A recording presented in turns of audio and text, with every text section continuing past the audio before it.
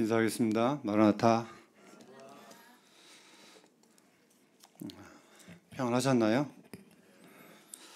이 시간 성령 하나님께서 또 저와 우리 성도님들에게 함께 역사하시길 바랍니다. 오늘 하나님 말씀을 좀 같이 보겠습니다. 요한복음 5장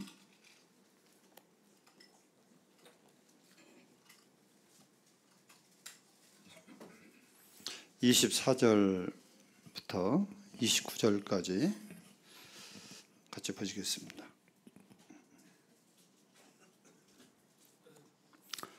제가 한 절, 우리 성도분 한 절 같이 교독해서 하겠습니다. 내가 진실로 진실로 너희에게 이르노니 내 말을 듣고 또 나 보내신 이를 믿는 자는 영생을 얻었고 심판에 이르지 아니하나니 사망에서 생명으로 옮겼느니라.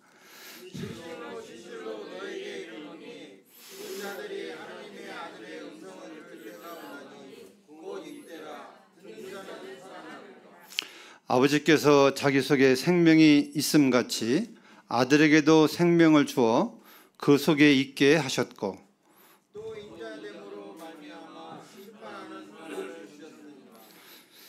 이를 놀랍게 여기지 말라. 무덤 속에 있는 자가 다 그의 음성을 들을 때가 오나니 선한 일을 행하는 자는 생명의 부활로 악한 일을 행하는 자는 심판의 부활로 나오리라.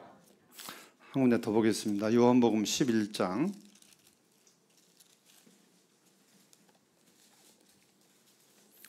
25절, 26절 같이 읽겠습니다.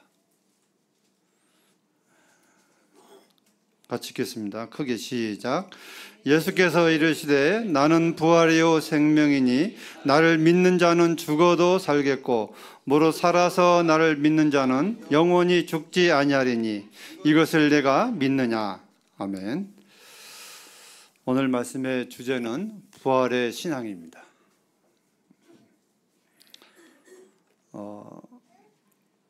성도들 오늘날 살아가면서 왜 이렇게 힘이 없을까 좀 생각하면서 이 부활의 신앙이 없기 때문에 우리가 좀 그렇지 않은가 하는 생각을 가지게 됩니다. 우리 성도님들 부활 소망 갖고 계십니까? 부활에 대한 소망, 부활의 신앙. 부활의 신앙이 언제 일어나죠? 언제 일어납니까? 주님이 공중에 재림하시면 이미 일어나죠?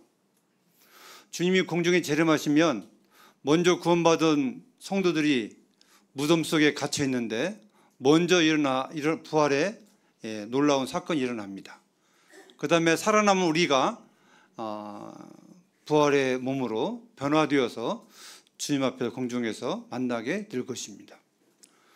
그래서 이 부활의 소망은 먼데 있는 거예요? 먼데 있지 않은 거예요? 오늘날 마지막 시대에 이 부활의 소망은요 아주 가까이 있습니다. 아마 오늘 오셔도 아무런 문제가 없는 그런 시대에 우리는 살고 있습니다. 제가 요한복음 5장 24절부터 29절까지 말씀 읽었는데 28절 보시면 무덤 속에 있는 자가 다 그의 음성을 들을 때가 온다. 여기서 무덤은 뭐죠? 무덤이 뭐예요? 묘지예요, 묘지. 저기 써 있는 저 묘지, 무덤, 죽은 사람이 갇혀 있는 그 곳, 이게 무덤이에요, 무덤. 이 무덤이 주님의 음성이 들려지면 어떻게 된다고 했어요? 어떻게 된다고요? 살아난대요. 부활한대요.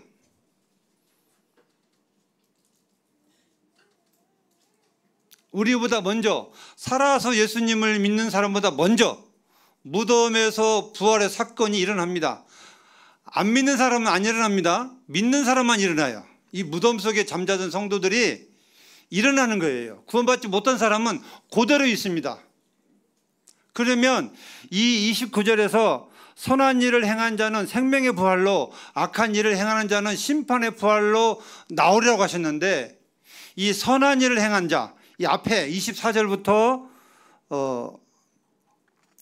24절에 나와 있는 예수님 믿고 구원받는 영생을 얻는 이 성도들이 죽으면 묘지에 묻히게 되는데, 이 묘지에 묻혀있던 성도들이 주님이 오시게 되면 선한 부활로 부활하는 것입니다. 먼저 부활하는 거죠. 먼저. 근데 구원받지 못한 사람은 부활하지 못합니다. 이 사람들은 언제 부활하겠어요? 바로 천년왕국이 끝나고 백보자 심판 때에 요한계시록에 보면 죽은 자들이 물은 대소하고 그 심판대에 악한 부활을 해서 심판을 받게 되는 엄청난 일들이 그때 일어나게 되는 것입니다. 저는 이 말씀을 생각할 때마다 제가 차를 타고 쭉 가면서 무덤을 보면서 저 무덤도 구원받은 사람은 주님의 음성이 들리면 일어나겠지. 이런 마음속으로 제가 늘 바라보고 있습니다. 저희 부모님 선교에 가서도 곧 주님의 음성이 들려지면 일어나실 거라고 하는 확실한 믿음이 제 마음 가운데 있습니다. 생명이 없는 가운데 죽은 사람과 생명이 있는 가운데 죽은 사람의 차이는 주님의 음성이 들려지게 되면 그때 확연히 드러나게 될 것입니다. 마치 겨울에는 모든 잎사귀가 다 떨어져서 우리 눈에 보기에 다 죽은 나무 같지만 봄이 되면 어때요? 살아있는 나무에는 뭐가 뜨죠? 새싹이 나오려 합니다. 그와 동일한 것입니다. 봄이 되면 죽은 나무 같지만 모든 나무가 다 똑같은 것 같지만 살아있는 나무는 새싹이 올라오는 것처럼 우리 모든 사람이 다 똑같은 인간이고 사람 같지만 우리의 사람 속에는 구원받은 예수님의 생명이 있느냐 없느냐에 따라서 지금은 잘 표시가 안 나지만 주님이 오시게 되면 확실하게, 너무 확실하게 부활로 드러나게 될 것입니다. 저는 이 부활을 생각할 때마다 심장이 떨리고 가슴이 두근거리고 설레는 마음이 늘 어린아이처럼 있습니다. 마음에. 주님이 지금이라도 오신다면 우리가 알지 못하는 방법으로 우리는 한순간에 슝 하고 공중으로 올라갈 것입니다. 천사들이 우리의 이름을 부른다고도 하셨는데 언제 그 수많은 사람 이름을 다 부르실 수 있을까요? 하여튼 순식간에 변화돼서 올라간다고 하셨기 때문에 이름을 부르던 안 부르던 마치 자석을 대면 철부지가 싹 달라붙는 것처럼 주님의 공중에 오시면 주님이 자석이라고 생각하고 우리는 철이냐 나무냐에 따라서 거기에 달라붙냐 안 달라붙냐 여기에 차이가 있는 것입니다. 그 속에 성령이 계시냐 안 계시냐에 따라서 확연하게 달라질 것입니다. 사람은 다 같은 사람이 아니다 기다? 아닌 것입니다. 우리가 이 부활의 생명, 부활의 신앙을 모르면 성도는 힘이 없습니다. 힘이 없을 수밖에 없어요.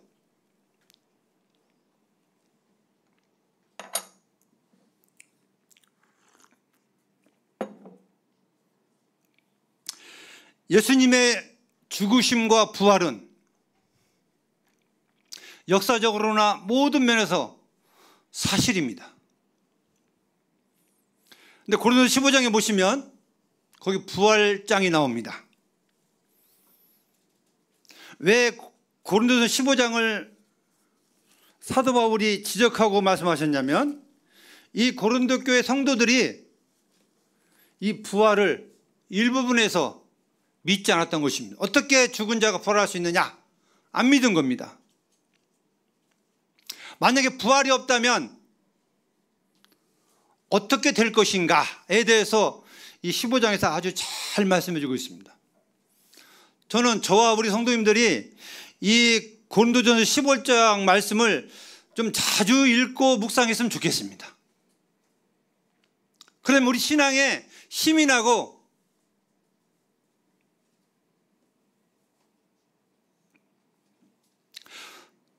말씀을 묵상할 때마다 어떤 어려움 속에서도 견딜 수 있는 힘이 우리에게 일어나는 것입니다. 이 소망이라고 하는 것은 우리가 인생을 살아가면서 신앙을 살아가면서 우리에게 원동력이 되고 힘이 되는 것입니다. 이 소망이 없으면 믿지 않는 사람이나 믿는 사람이나 맥 없이 살아갈 수밖에 없습니다. 세상에 구원받지 못한 사람은 희망이 있을까요? 없을까요? 소망이 있을까요? 없을까요? 나름대로 소망이 있습니다. 돈을 많이 벌어서 잘 먹고 잘 살고 좋은 집에서 좋은 차 타고 다니면서 구경 다니고, 이게 그들의 소망이에요. 소망. 많이 배워서 대접받고 인정받고, 노세 젊어서 노세. 그러니까 실컷 돌아다니면서 노는 게, 먹고 노는 게 세상 사람들의 소망입니다. 소망. 그러다 살다가 죽는 것이 그들에게는 끝이라고 생각하기 때문에 먹고 누리고 살아가는 것이 전부라고 생각합니다. 이게 안 믿는 사람들이 추구하고 있는 인생의 장면이라고 생각합니다. 근데 성경에서는 만일 죽은 자들이 부활이 없으면 어떻게 한다고 말씀하셨어요? 요한복음 15장에. 우리 지금 거기 좀 보겠습니다. 15장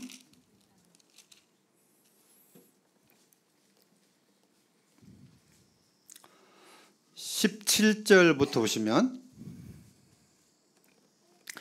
그리스도께서 다시 살아나신 일이 없으면 너희의 믿음도 헛되고 너희가 여전히 죄 가운데 있을 것이요, 또한 그리스도 안에서 잠자는 자도 망하였으리니, 만일 그리스도 안에서 우리가 바라던 것이 다만 이 생의 삶뿐이면 모든 사람 가운데 우리가 더욱 불쌍한 자이리라.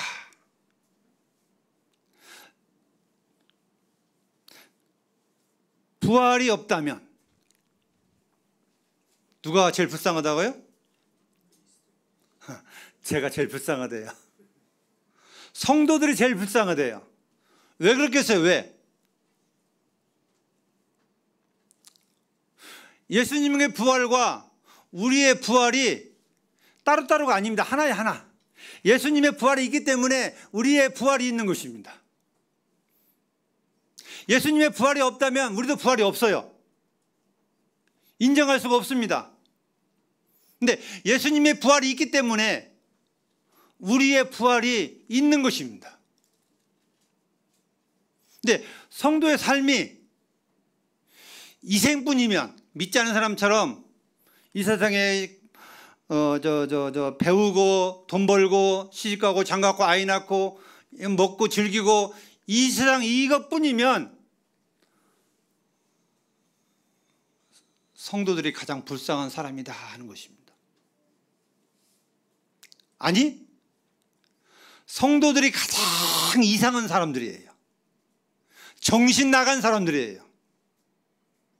왜요? 왜? 부활이 없다면, 예수님이 다시 살아나지 아니하셨다면 우리의 믿음도 헛되고 우리가 여전히 구원받지 못하고 죄 가운데 죽을 것이고 지옥 갈 것이고 의미가 없다고 하는 것입니다. 그런데 예수님을 찬양하고 감사하고 예배드리고 이것이 무슨 의미가 있겠습니까? 아무런 의미가 없는 겁니다. 예수님의 부활이 있기 때문에 우리가 드려지는 예배와 찬양과 감사가 놀라운 의미가 있고 소중한 시간인 것입니다.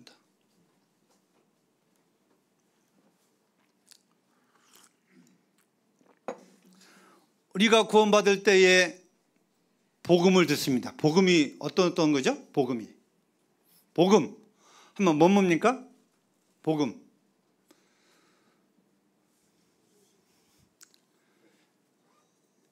하나님의 아들이, 처음부터 하나님의 아들을 땅에 보내셨고 그 아들 예수님이 십자가에 죽으셨고 그 다음에 어떻게 하셨어요?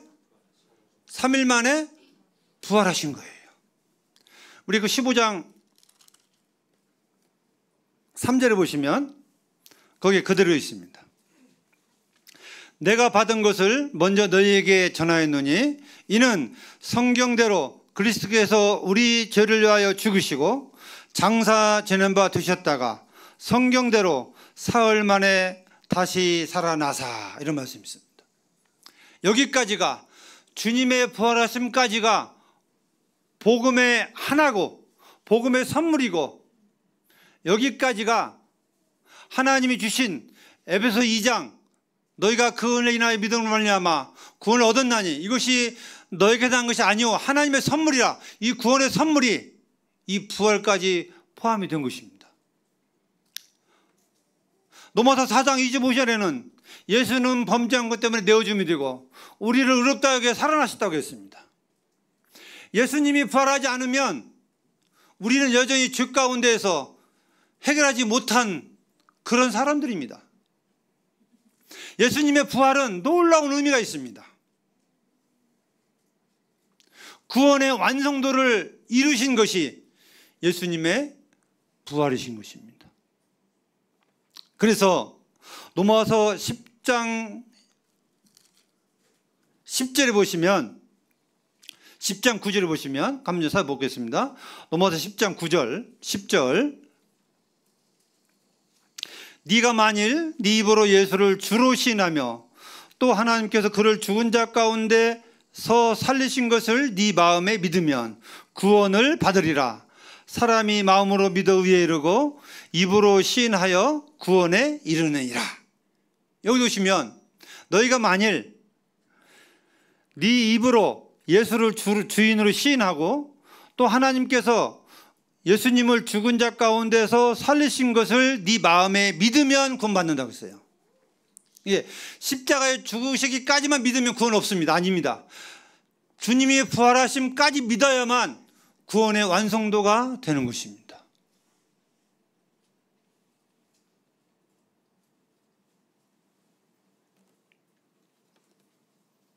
그러면 한번 우리가 좀 생각해 볼 이유가 있습니다. 뭐냐면 예수 이름은 죄에서 구원입니다. 그렇죠? 예수님 믿었다고 하는 것은 죄에서 구원받았다는 거예요. 그러면 죄에서 구원받는 그 이유를 살펴보면 죄 문제만 해결되면 구원받는 겁니다. 맞아요? 안 맞아요? 네? 우리가 죄인인데 죄 문제만 해결되면 구원받는 겁니다. 그렇죠? 아닌가요? 제가 잘못 알고 있나요? 자, 내가 지옥 갈 죄의 모든 죄를 다 예수님이 갚아주셨어요. 그럼 저는 죄가 있어요? 없어요? 없죠? 그럼 예수님이 죽으심으로 내 죄를 다 갚아주셨다고 했어요. 그럼 난 죄가 있어요? 없어요? 그러면 지금 천국까지 지옥 가요? 예? 예? 헷갈리시죠? 십자가에 죽으시고 3일 만에 부활하시는 것까지 믿어야 구원이에요. 만약에 그 십자가에 내 죄 때문에 십자가에 죽으신 것까지만 믿으면 구원이 아니에요. 성경이 그렇게 말씀하고 있는 거예요. 그럼 여기 어떤 의미가 있느냐? 우리의 신앙의 삶의 의미가 있습니다. 무슨 얘기냐면 십자가에 돌아가신 나를 사랑하셔서 나의 죄 때문에 십자가 죽으신 주님만 믿으면 부활을 안 믿고요. 그러면 내 마음에 감사하는 마음이 있겠죠. 그죠? 근데 죽으셔서 끝났다면 우리가 그분을 섬길 수가 없는 거예요. 그분이 살아나셨기 때문에 우리가 그분을 섬길 수 있는 겁니다. 그분이 살아나셨기 때문에 우리가 그분을 주인으로 인정하고 믿는 것입니다. 그래서 살아나신 예수님을 믿는 사람은, 부활하신 예수님 믿는 사람은 그 신앙의 삶이 바뀔 수밖에 없습니다. 입으로뿐만 아니라 삶이 바뀌게 돼 있어요. 근데 십자가 죽으시기까지만, 거기까지만 인정하고 믿으면 입으로는 감사하는데 삶은 아닌 거예요. 삶이 뭔지 제가 말씀한 의도를 아시겠습니까? 십자가에 죽기까지만 믿으면 내가 마음에 그걸 믿기 때문에 감사는 해요. 근데 주님이 안 살아나셨다면 더 이상 믿을 만한 가치가 없는 거예요. 세상의 종교, 석가나 무슨 이런 세상의 신들은요, 부활이 없어요, 부활이. 그냥 죽어서 끝난 거예요. 그분들이 몇 마디 유명한 말을 해서 사람들에게 도움을 줬지만 그분들은 신이 아닌 것이 뭐냐? 살아나지 않았다는 거예요. 그냥 죽어서 끝났다는 거예요. 그래서 왜 주님이 부활하신 것까지 믿어야만 구원이 되느냐? 그건 우리의 신앙의 삶을 위해서 그렇게 하신 것입니다. 그래서 십자가의 복음이 증거될 때에는 그 고난과 은혜와 부활하심까지 그 어느 한 것도 중요하지 않는 것이 없습니다. 이게 하나같이 이것이 증거되어야만 되는 것입니다. 그리고 우리 마음 가운데 그 예수님을, 살아나신 예수님을 네가 주인으로 믿느냐, 인정하느냐, 받아들이느냐, 여기에 성령의 역사하심이 개입이 되는 것입니다. 십자가 죽으신 것까지만 믿으면 성령이 개입하지 않으세요. 내 주인으로, 내 삶의 주인으로 영접할 때에, 믿을 때에 성령이 우리 마음 가운데 도장을 찍고 들어오는 것입니다. 그래서 부활의 신앙은 생명이 있기 때문에 그냥 아무렇게나 살아라고 해도 아무렇게 살 수 없는 것이 이 부활의 신앙입니다. 어찌 그 놀라운 비밀을 알고 있는데, 깨닫고 있는데, 믿고 있는데 아무렇게나 살겠습니까? 그렇게 살 수가 없어요. 금덩이는 진흙탕 속에서 묻혀 있어도 금은 금이에요. 때가 묻었지만. 성도는 연약하지만 부활하신 예수님을 믿으면 성령이 계시기 때문에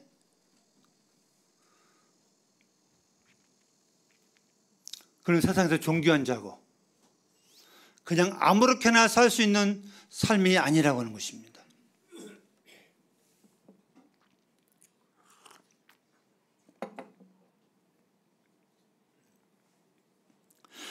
우리는 종종 착각할 때가 있습니다.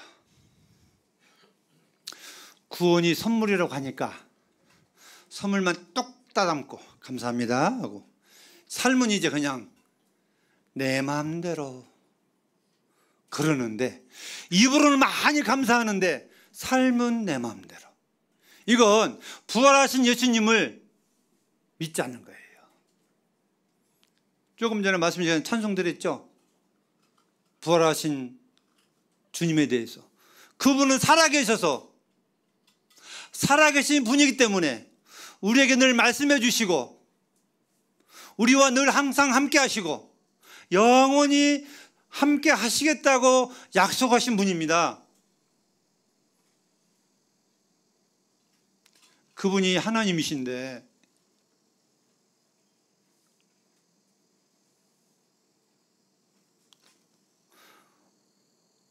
우리가 있는 곳에서 그분이 우리를 보시지 않겠습니까? 저는 말씀을 안히 들을 수가 없습니다. 성도들이 구원받았다고 하면서 주님의 말씀이 내 마음속에 살아 움직이지 않으면 그건 큰 문제가 있는 것입니다. 주님의 말씀이 내 마음속에 살아 움직인다고 하는 것은 주님이 내 마음속에 살아 움직이는 이런 역사를 우리에게 의미로 보여주고 있는 거예요. 그래서 우리가 늘 아침마다 성경 읽고 기도하고 이런 것들은 주님의 말씀이 내 마음속에 살아 움직일 수 있도록, 주님의 음성을 듣는 데 있을수록 아주 중요한 문제입니다.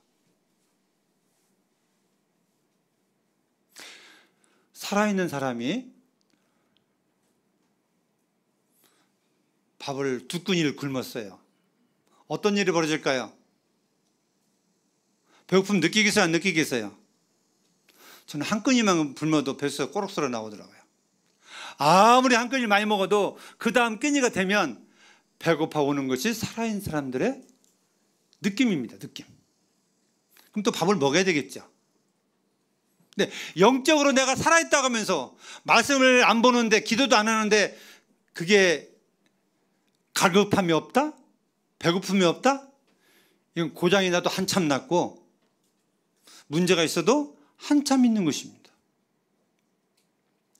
부활하신 신앙을 갖고 있다면, 부활하신 예수님을 내가 섬기고 있다면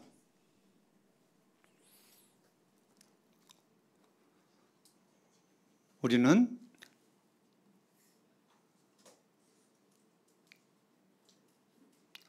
주님을 의식하지 않을 수 없습니다. 단정코 말씀을 드립니다. 그래서 우리를 구원하신 죽으심과 부활하심에 대해서 성도님들 늘 묵상하고 묵상해야 됩니다. 죽으심까지만 묵상하면 안 됩니다. 부활까지, 왜 주님이 부활하셨고 왜 내가 부활하신 주님을 믿고 있는지에 대해서 우리는 거기까지 가야 됩니다. 이 땅에 사는 동안. 그래야 우리 신앙이 병들지 않고 건강하게 살아갈 수 있습니다. 그리스도인답게 살아갈 수가 있습니다. 또 한 가지 부활 신앙은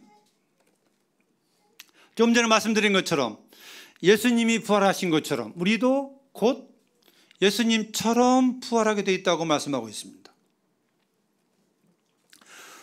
고린도전서 15장에 보시면 우리 좀 글을 좀 보겠습니다. 시간 관계상 다 읽지 못하고 성도님 집에 가셔서 저는 이 15장을 한 10번씩만 좀 읽었으면 좋겠어요. 먼저 같이 한 번에. 그래서 이 15장 말씀이 어떤 말씀을 주시는 데에서 아마 그러면 좀 이해가 되실 거라고 믿습니다. 15장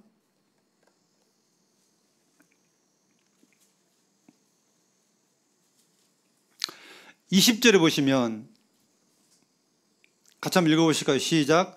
그러나 이제 그리스도께서 죽은 자 가운데서 다시 살아나사 잠자는 자들의 첫 열매가 되셨도다.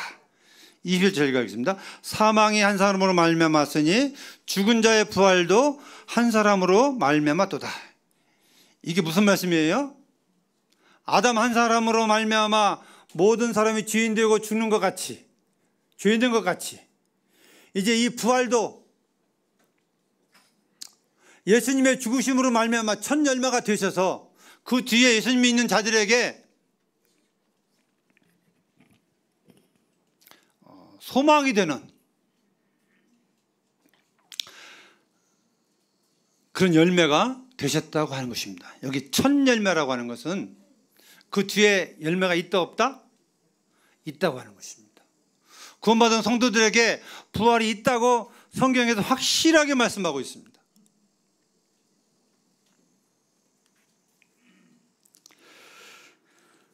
우리가 부활의 성도의 부활에 대해서 말씀을 묵상하면서 이 주님의 부활을 우리가 떠올려 보게 됩니다. 주님은 어떤 모습으로 부활하셨죠? 요한복음 20장을 좀 볼까요? 요한복음 20장. 저는 이 말씀만 보면 참 마음에 설레더라고요. 요한복음 20장. 어떤 말씀이길래 마음에 설레는지 좀 보겠습니다.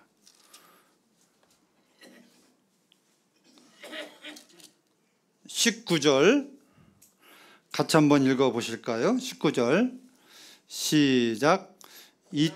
곧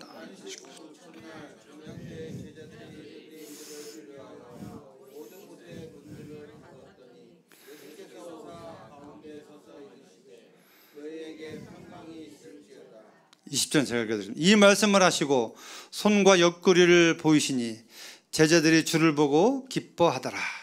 자, 예수님이 어떤 모습으로 변하셨어요? 어떤 모습이요? 문들이 닫혔다고 해서 문들이 닫혔어요. 이렇게 다. 사람은 문으로 들어가야 되죠. 그러죠? 그래요, 안 그래요? 문을 열지 않으면 사람은 들어갈 수가 없습니다. 우리 육신은 들어갈 수가 없어요. 근데 예수님은 문이 다 닫혔는데 어떻게 보면 문을 잠궜는지도 모르겠어요. 유인에 두려워가지고 문을 다 걸어 잠그고 다 이렇게 모여 있었는데 예수님이 그 가운데 어떻게 했어요? 쫙 나타나셔서 너희에게 평강이 있을지어다. 이 참 기가 막힙니다. 다 문들이 닫혔는데 주님이 가운데 딱 나타나셔서 너에게 평강이 있었지. 얼마나 놀랐을 거야. 공간을 초월할 수 있는 몸으로 변화됩니다. 지금 우리의 육신의 몸은 문을 열어야 안으로 들어갈 수 있지만 우리가 부활이 되면, 변하게 되면 주님처럼 공간을 초월하여 어디든지 갈 수 있다고 하는 것입니다. 상상이 가세요?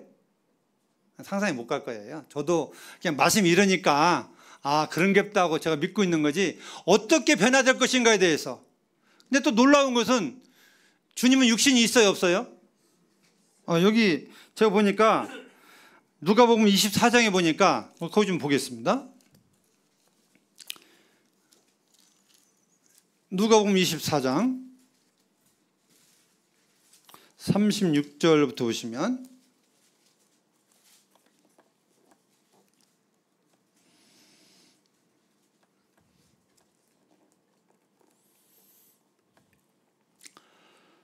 이 말을 할 때 예수께서 친히 그들 가운데서 이르시되 너희에게 평강이 있었자 하시니 그들이 놀라고 무서워하여 그 보는 것을 영으로 생각하는지라. 주님이 지금 부활하셔서 제자들에게 나타나는 장면입니다. 예수께서 이르시되 어찌하여 두려워하며 어찌하여 마음의 의심이 일어나느냐. 내 손과 발을 보고 나인 줄을 알라. 또 나를 만져보라. 영은 살과 뼈가 없으되 너희 보는 바와 같이 나는 있노라. 이 말씀을 하시고 손과 발을 보이사 보이시나 그들이 너무 기쁨으로 아직도 믿지 못하고 놀랍게 여길 때에 이르시되 여기 무슨 먹을 것이 있느냐 하시니 이에 구운 생선 한 토막을 드리니 받으사 그 앞에서 잡수시더라. 참 기가 막히죠. 이 육신의 몸, 우리가 지금 생활하고 있는 이 먹고 마시는 것에 대해서 그 육신의 몸이 있다고 하는 사실입니다. 육신의 몸이 있으면서 공간을 초월할 수 있는 능력이 있다? 이거 상상이 되세요? 육신이 있대요. 만져보고 사람이 만져진대. 이게 만져진대. 만져지면서 벽을 통과하는 것입니다.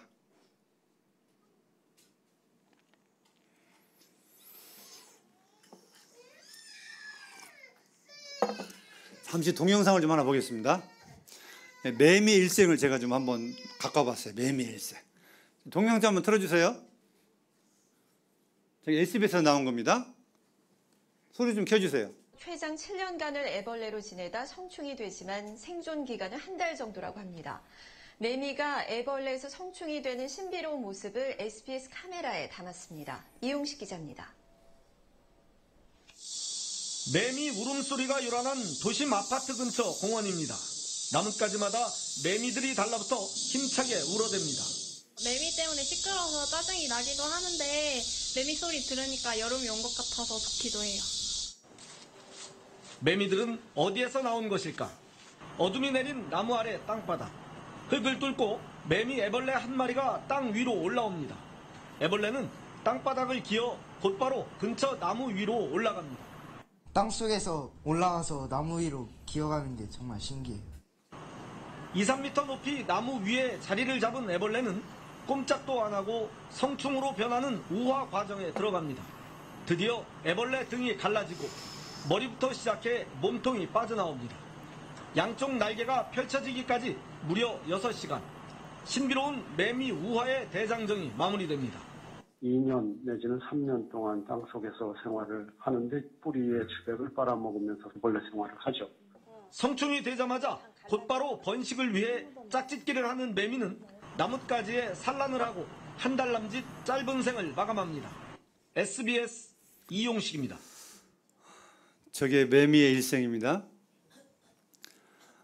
제가 저걸 오래전부터 생각하면서 이 성도의 부활에 대해서 좀 많이 생각을 해봤습니다. 그 매미가 되기까지 땅속에 몇 년 살면 7년을 산다. 7년. 군뱅이 아시죠? 군뱅이. 아까 그 올라온 건 성충입니다. 이건 수년 몇 년 지나서 저렇게 성충이 됩니다. 군뱅이가 성충이 돼서 나무 기어 올라가서 매미로 탈바꿈하는 장면이 지금 잠깐 보여드린 거예요. 근데 굼벵이를 보면 정말 징그럽습니다. 만지기도 참 보기도 징그러운 건데, 그 굼벵이가 매미로 변신한다? 이 굼벵이가 생각했을까요? 감히? 하나님께서 그 종류대로, 매미는 매미대로, 잠자리는 잠자리대로, 잠자리도 유충이 변해서 잠자리가 됩니다. 모든 날아다니는 이 유충들은 이 애벌레가 바뀌어가지고 잠자리가 되고 날파리가 되고 다 그런 과정이에요, 이게요. 예? 애벌레일 때는 상상할 수 없는, 그냥 땅바닥에다 꿈틀꿈틀거리고 이렇게 달아지다가 때가 되면 하나님이 그 형상대로 하루살이도 뭐 되게 하고 잠자리도 되게 하고 매미도 되게 하고 이렇게 창조의 섭리가 하나님 그렇게 만드신 거예요. 우리가 저런 거 보면 뭘 보게 되냐면 이 사람의 인생이 태어나서 죽어서 끝나는 게 아니라 반드시 부활이 있고 하나님의 계획 속에, 하나님의 말씀 속에 약속이 되어 있는 대로 그대로 된다고 하는 사실입니다. 성도님, 이 사실을 얼마만큼 믿으십니까? 얼마만큼 우리의 삶 속에서 이걸 묵상하며 살아가고 계십니까?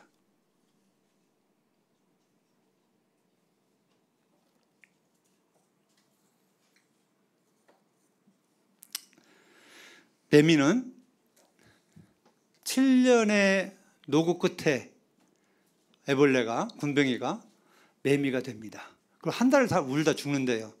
한 달 왜 우는지 모르겠어요. 억울해서 우는 건지. 그렇죠? 7년을 그렇게 힘들게 해서 다 살았는데 한 달밖에 못 살아요. 억울하지 않겠어요? 억울해서 우는 건지 7년 동안 같이 있다가 화를 나 기뻐서 우는 건지는 모르겠지만 하나님께 물어봐야 되겠어요. 왜 울게 하셨는지. 모르겠지만 성도의 부활은 저 매미와 다릅니다. 우리는 저 매미처럼 고통을 안 느껴도 돼요. 주님이 오시면 순식간에 호련히 부활하게 되는 것입니다.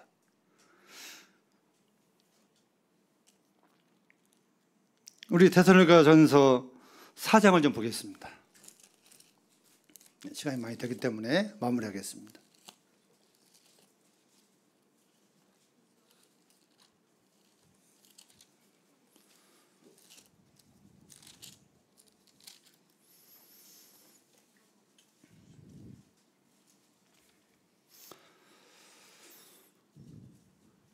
(14절) 우리가 예수께서 죽으셨다가 다시 살아나심을 믿을진대 이와 같이 예수 안에서 자는 자들도 하나님이 그와 함께 데리러 오시리라. 우리가 주의 말씀으로 너희에게 이것을 말하노니 주께서 강림하실 때까지 우리 살아남아 있는 자도 자는 자보다 결코 앞서지 못하리라. 주께서 호령과 천상의 소리와 하나님의 나팔 소리로 친히 하늘로부터 강림하시리니 그리스도 안에서 죽은 자들이 먼저 일어나고 그 후에 우리 살아남아 있는 자들도 그들과 함께 구름 속으로 끌어올려 공중에서 주를 영접하게 하시리니 그리하여 우리가 항상 주와 함께 있으리라. 그러므로 이런 말로 서로 위로하라. 정말 기다려지는 하나님의 말씀. 이 말씀을 읽을 때마다 주님이 기다려집니다. 내가 주님의 일을 많이 하고 쫓겨걸 떠나서 주님의 공중에 임하심이 기다려지게 됩니다.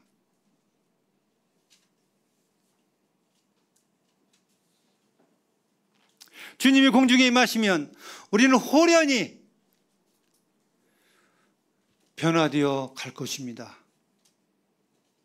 우리가 이런 말을 안 믿는 가족들에게, 이방인들에게 하면 어떻게 했어요? 뭐라고 하겠어요? 자칫 잘못하면 정신병원에 묶어서 그래갈지도 몰라요. 정신없다고.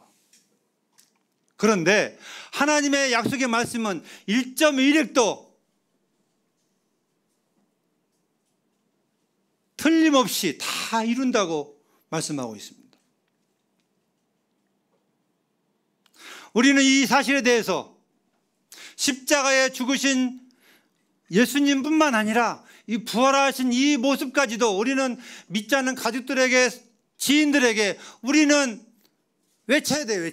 해줘야 돼. 말을 해야 돼. 듣든지 안 듣든지 이 부활하심에 대해서 사람 인생이 죽어서 끝나는 게 아니라 심판의 부활, 생명의 부활이 있다고 우리는 경고해야 되고, 알고 있는 사람들의 아픔을 믿지 않는 사람들에게, 모르는 사람들에게 우리는 전파할 의무가 있다고 하는 것입니다.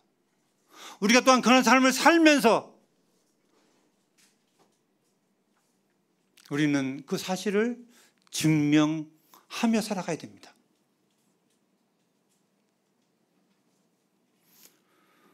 부활의 신앙은요, 성도들에게 참 힘이 있습니다. 힘. 네, 소망이 거기에 있기 때문에 힘이 있는 것입니다. 이건 초가집에 사는 사람이 큰 대궐집을 짓고 들어갈 이 준비를 하는 것보다 더 엄청난 소망이 우리에게 있는 것입니다. 마지막으로 히브리서에 있는 말씀을 좀 보겠습니다.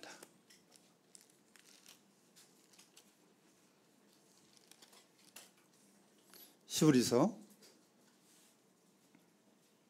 11장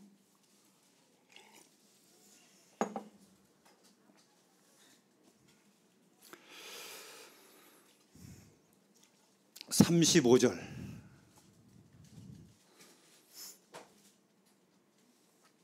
부터 38절까지 말씀을 같이 한번 읽겠습니다. 시작. 여자들은 자기의 죽은 자들의 부활을 받아들이기도 하며, 또 어떤 이들은 더 좋은 부활을 얻고자 하여 심한 고문을 받되 구차히 풀려나기를 원치 아니하였으며, 또 어떤 이들은 조롱과 책짓일 뿐만 아니라 결박과 옥에 갇히는 시련도 받았으며, 돌로 치는 것과 톱으로 켜는 것과 시험과 칼로 죽임을 당하고 양과 염소의 가죽을 입고 유리하여 궁핍과 환난을 할 때를 받았으니, 이런 사람은 세상이 감당하지 못하였느니라. 그들이 광야에서 산과 동굴과 토굴에 유리하였느니라. 이 믿음의 선진들이, 이 11장 믿음의 장이죠. 믿음의 선진들이 35절을 보면 더 좋은 부활을 얻고자 하여, 이런 타이틀이 있어요. 더 좋은 부활. 더 좋은 부활이 어떤 부활일까요? 부활도요, 등급이 있나요? 1등급, 2등급, 3등급, 4등급 등급이 있나요? 이 등급은 무엇을 의미하냐면, 우리 몸의 그 부활이 등급을 얘기하는 게 아닙니다.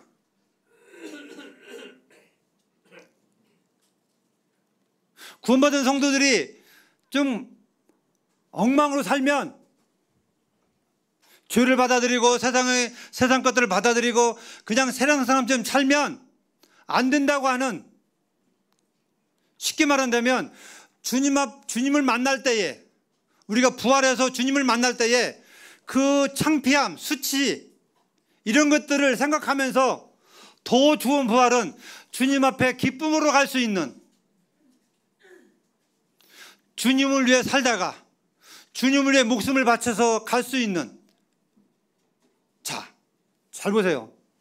주님이 공중에 오시면 주님은 신랑이죠. 그렇죠? 성경은 신랑이죠. 교회 성도는 신부입니다. 신부. 그럼 신랑은 아주 멋들어지게 오실 것입니다. 정말 멋진 신랑이 등장하실 거예요, 우리 주님이. 근데 신부들이 식장에서 어떻게 입고 나와요? 옷이 하얀 드레스에다가 아주 정말 최고의, 우리 얼마 전에 우리 주원 형제가 결혼했는데 이 신부들이 꾸미고 나온 거 보면 최고의 이쁜 모습으로 나오게 되어 있습니다. 그래야 신랑이 마음에 들고 신랑이 기쁨이거든요. 또 하객들도 얼마나 그 신부를 보면서 박수 쳐주고 그러겠어요. 그렇죠? 근데 우리가 주님에서 공중을 주님 만나면 거기 결혼식장이 결혼식장. 근데 신부든 교회 성도들이 여기 35절을 보시면, 이 당시에 성도들이 죽임을 당하거나 고난당하거나 힘든 이런 과정을 겪으면서 참을 수 있는 것은, 그걸 감수할 수 있는 것은, 견딜 수 있는 것은 뭘 얻고자 함이라고요? 더 좋은 부활. 주님을 만났을 때에 그 만난 그 기쁨, 영광, 이것을 생각하면서 그걸 견뎠다고 하는 것입니다.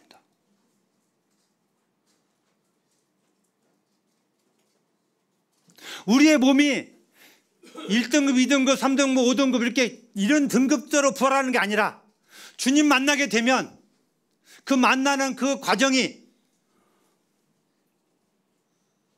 부인하고 내 마음대로 살고 죄를 받아들이고 이렇게 살면 세상 말로 너무 부끄러워서 어떻게 주님을 만날 수 있겠냐 이거예요. 더 좋은 부활은 우리 자신들이 주님을 기쁘게 만날 수 있는, 정말 주님이 딱 나타나면 달려가서 주님을 껴안을 수 있는, 그렇죠?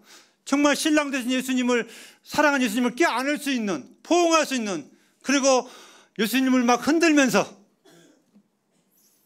상봉할 수 있는 그런 부활이 더 좋은 부활인 것입니다.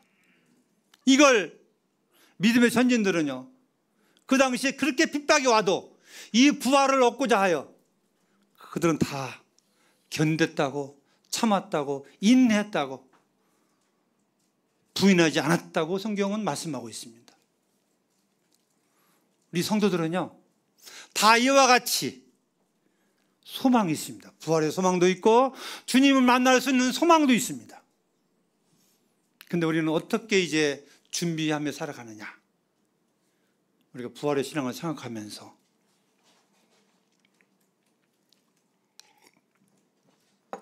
힘을 얻으시고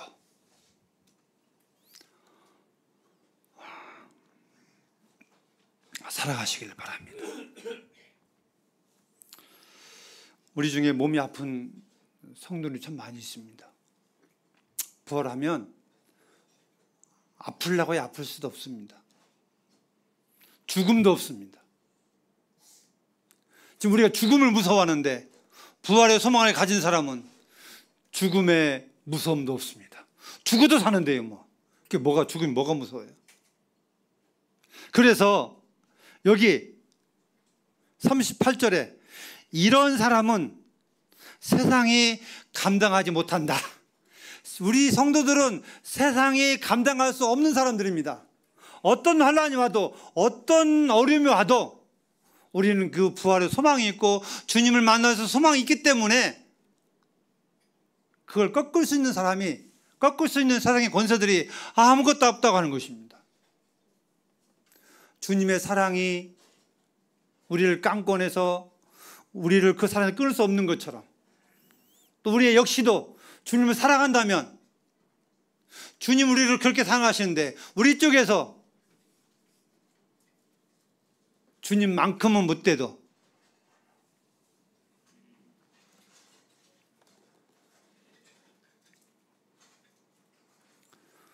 주님을 닮은 사랑을 하며 살아가야 되는 것입니다. 부활의 소망은 성도에게 힘이 있습니다. 성도님이 힘들 때, 어려울 때 부활의 구원을 주님 하시고 부활의 신앙, 부활의 소망을 생각하시면서 힘있게 살아가시는 성도님들 되시길 바랍니다. 말씀을 마치겠습니다. 감사합니다.